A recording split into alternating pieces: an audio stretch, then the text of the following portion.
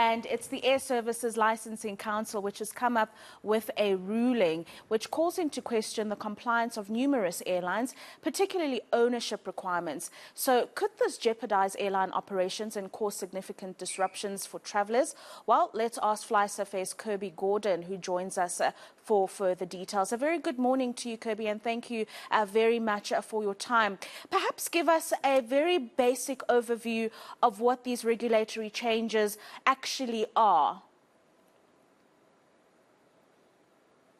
Yes, thanks so much for the opportunity to speak to you. What we're looking at is not actually so much changes in the regulation and rather just a reinterpretation of existing regulation. So as it exists within the Air Services Licensing Act, there are provisions which are known as the nationality provisions, which rely on the degree to which an airline may or may not be controlled through voting rights by an entity that is not based in South Africa. And the wording there in the domestic instance actually says that 75% of voting rights need to be held by residents of the Republic. And it does go on to give instances of what this would look like outside of the ownership by natural persons.